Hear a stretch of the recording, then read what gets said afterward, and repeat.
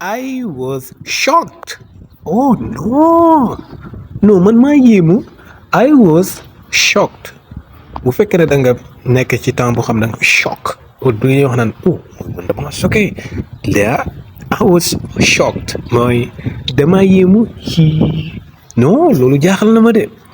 What happened again lan mooy xewaat leçon bu neex la ci lan la jublu mu ngi aju si wala di jéem a jàngale ci lu aju si yow mi luyee ci kër gi ak ki nga luyee ñu xool yenn mooy yu ñu war a am foofu noonu.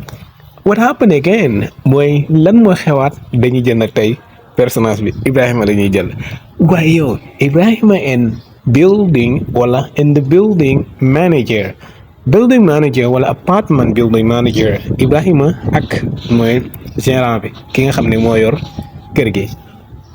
how wonder waaye lu ko yéeme boo déggee ñu ne how wonder mooy lu yéeme. They were fighting again li ma la mën a wax daal mooy ñoom dañu doon xeexaat. They were fighting mooy dañu doon xeex again mooy beneen yoonaat they were fighting again. They were fighting again dañu doon xeexaat lan moo tax. The building manager said mooy ki yor wàllu kër gi nee na gérant bi nee na ki nga xam ne mooy toppatoo wàllu paiement yi ci wàllu luyaas bi nee na gis nga nee na mooy he said moom nee na the building manager said moom nee na last month he didn't pay the rent. Last month he didn't pay maa ngi wax ak yow bu ma waxee Ibrahima xam nga ne su ma waxee xii kon Ibrahima laa si yëblo nee na weer bi dee nii Ibrahima fayul moom fayul luyaas bi fayul li mu waroon a fay ci kër gi. He didn't pay the rent mooy li nga war a fay. He said kan laa bëgg a wax xaaral wax ja àgg nga xool. He said oh yes I pay on time.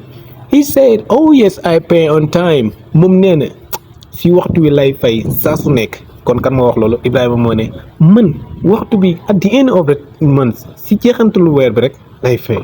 They were arguing lii mooy ñu nekkoon di xeex wala ñoom dañu doon xuloo kon laa bëgg a wax. Fighting mooy xeex waaye arguing mooy xuloo. They were arguing dañu doon xuloo wala ñu nekkoon di xuloo la xawande man maa yéemu ñu continue. The manager asked him léegi bàyyi naa building bi ndax xam nga lan lay wax ak kan lay waxat. The manager asked him waa ji laaj ko ne wala laaj Ibrahima ne ko lan la ko wax. asked him mooy laajoon naa ko lan la wax lan la laaj Ibrahima nee na ko yow you said you paid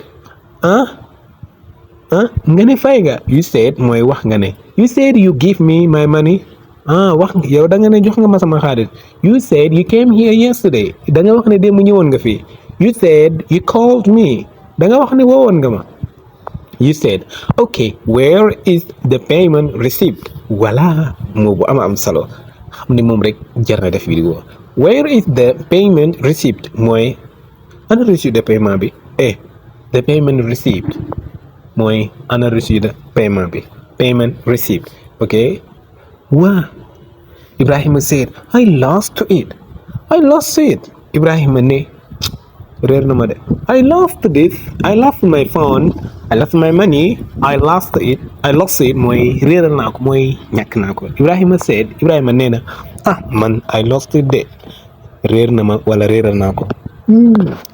léegi nag mu ngi mel ni mag yow ñooy waxtaan ci loolu ma ne la I'm afraid that he will kick him out. góor gi ragal naa moom mu génnee ko de. kick out bu mu ne if you don't pay the month I will kick you out mooy boo fayul weer bi dinaa la génnee. léegi nag man ak yow ñuy waxtaan nu ñu mën a régler problème boobu xool ba xam Ibrahima moo tooñ wala déet ma ne la let's find a solution to help Ibrahim. ma ne let's find a solution. nañu wut solution nañu wut pexe nag dimbale Ibrahim. let's find a solution mooy nañu wut solution to help Ibrahim. now léegi go and talk to him. léegi demal wax ak moom. go and talk to him mooy demal wax ak moom bu dee góor la bu dee jigéen nga ne go and talk to her maanaam go and talk to Fatou demal nga wax ak Fatou whether he paid